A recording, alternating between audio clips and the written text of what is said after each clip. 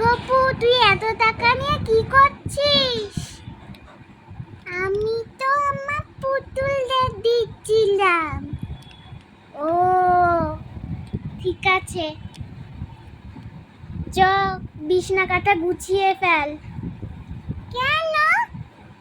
আমি এখনো খেলবো তো। দাও, টাকাগুলো দাও, আমি যত্ন করে রেখে দিই। আরে আমার টাকা নিয়ে নিল তো।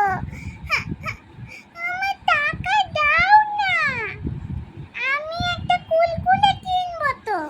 টাকা দাও। আচ্ছা, এ নাও টাকা, কিন্তু যত্ন করে রাখবে কিন্তু। আচ্ছা আচ্ছা ঠিক আছে, যত্ন করে রাখ। কি রে গপু, তুই নিজে না ঘুমিয়ে পুতুলকে ঘুম পাড়িয়েছিস? হ্যাঁ, কে? কেলা? আমি।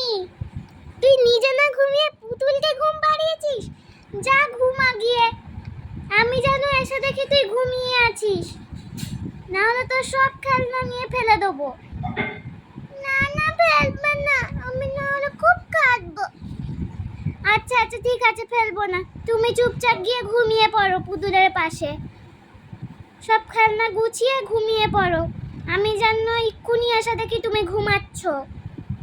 আচ্ছা দিদি ভাই, ঠিক আছে, ঘুমিয়ে পড়ছি। দেখি যাই তো, গপুটা ঘুমিয়েছে কি দেখি। বাহ, আমার গপু সোনাটাও ঘুমিয়ে পড়েছে। বারিশের ওয়ারও ম্যাচিং ওর জামার সাথে। ভালো, পুতুলের পাশে ঘুমিয়ে পড়েছে, এবার আর জ্বালাতন করবে না। যাই গিয়ে কাজগুলো সেরে ফেলি।